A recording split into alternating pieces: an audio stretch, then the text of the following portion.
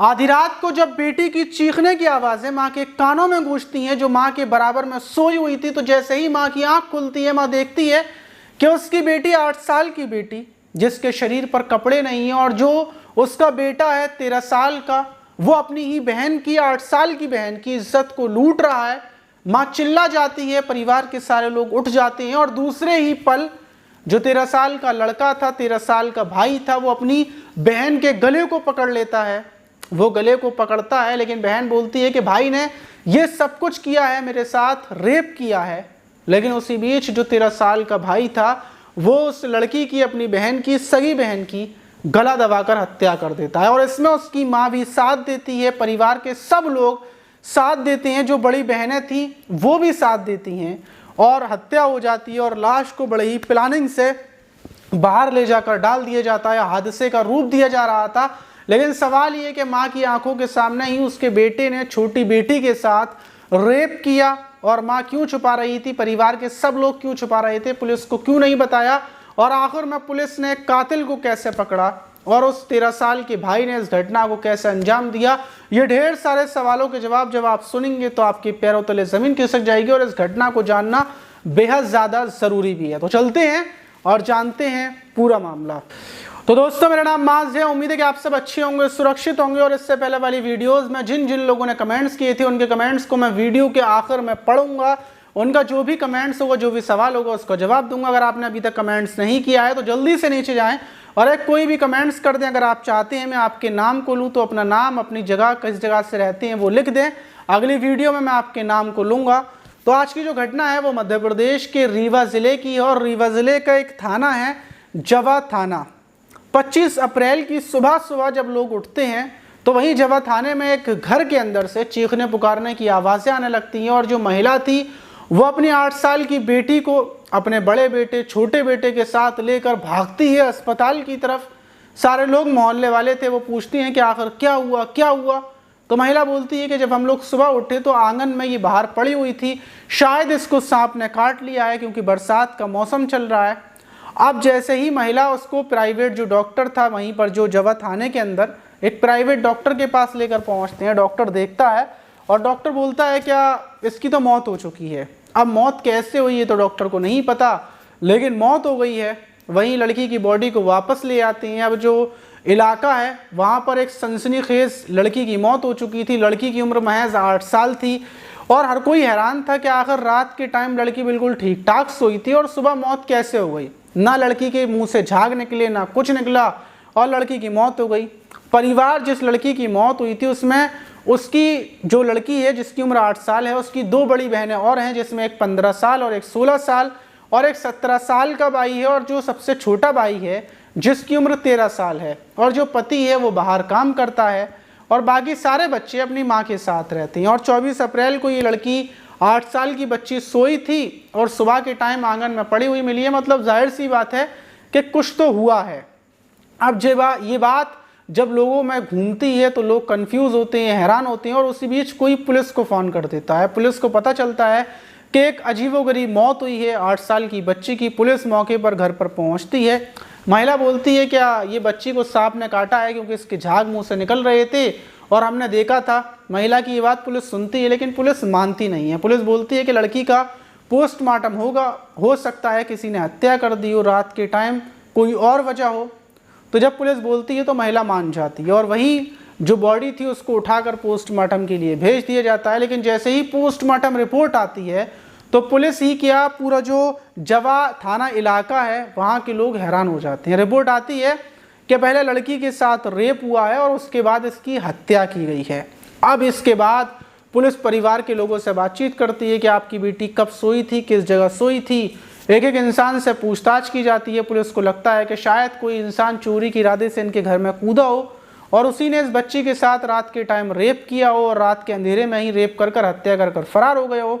Police को यह अंदाज़ा था। इस वजह से पुलिस पूरे इलाके में लगभग 50 से 60 लोगों से पूछताछ करती है, लेकिन पुलिस अभी तक कातिल तक नहीं पहुंच पाई थी। वक्त गुजरता जाता है। हुई थी अप्रैल का पूरा महीना गुजर जाता है, वहीं मई लग जाती है, और मई का महीना भी देखते ही देखते गुजर जाता है। ये पूरा 1 महीना गुजर चुका था। पुलिस के जो पुलिस अधीक्षक हैं विवेक सिंह, वो 1-2 टीमें और लगाते हैं, और इस केस को पूरा खुलासा करने के लिए बोलते हैं कि जाहिर सी बात है कि एक 8 साल की बच्ची के साथ रेप हुआ है और रेप करने वाला कौन है। एक एक चीज़ की जांच पड़ताल की जा रही थी। परिवार वालों से हर बार सवाल जवाब पूछे जाते थे, लेकिन परिवार वालों से सवाल जवाब पूछने के बाद कुछ ना कुछ पुलिस को डिफरेंट लगता था। ये मई के महीने से फिर जून लगती है, जून पूरी गुजर जाती है और जुलाई का महीना लगता है। 27 जुलाई को पुलिस आखिर में आकर फैसला करती है कि कोई भी बाहर से नहीं कूदा है, क्योंकि हमने इलाके में एक एक इंसान से, एक एक लड़के से पूछताछ कर ली है। जितने भी घर मिले हुए हैं पूरे इलाके के CCTV कैमरास को चेक कर लिया है, दूर दूर तक हर चीज़ छान ली, सर्विलांस से लेके एक एक चीज़ को देख लिया कि उस टाइम पर उस जगह पर कोई भी एक्टिव नहीं था, ना कोई आया था, ना वहाँ से कोई गया था। और जो परिवार के लोग हैं वो बार बार अपने बयान बदल रहे हैं, तो परिवार के ऊपर ही शक जाता है। जब 25 जुलाई को ये पूछताछ होती है पुलिस से, पुलिस जब परिवार से पूछताछ करती है तो उसी बीच पुलिस का शक पहुंचता है जो सबसे छोटा बेटा है जिसकी उम्र 13 साल है, वो बहुत ज़्यादा घबराया हुआ था। और उसके फ़ोन को जब पुलिस ने चेक किया था, उसकी हिस्ट्री वगैरह, तो उसमें कुछ गंदी वीडियोस भी मिली थी कि उस दिन उसने गंदी वीडियोस को देखा था। पुलिस जब उससे सख्ती से पूछताछ करती है तो उसी बीच वो टूट जाता है और वो बोलता है कि सर, मैंने ही अपनी बहन की हत्या की है और मैं हवस में अंधा हो गया था। ये बात सुनते ही पुलिस भी हैरान हो जाती है कि भला अगर ये हत्या करता तो एक ही कमरे के अंदर ये उस दिन सोए हुए थे, पूरा परिवार एक कमरे में सोया हुआ था, तो फिर ये ऐसा कैसे हो जाएगा। जब पुलिस उस लड़के से पूछताछ करती है तो वो बताता है कि 24 अप्रैल की रात, जब वो रात को लेटा हुआ था, फ़ोन चला रहा था, तो रात के 1 बजे के टाइम वो जो गंदी वीडियोस होती हैं वो उन वीडियोस को देख रहा था। 1 से 2 बजे तक वो उन वीडियोस को देखता है और वीडियो देखने के बाद उसके दिमाग पर हवस सवार हो जाती है और उसके बराबर में ही उसकी 8 साल की बहन लेटी हुई थी।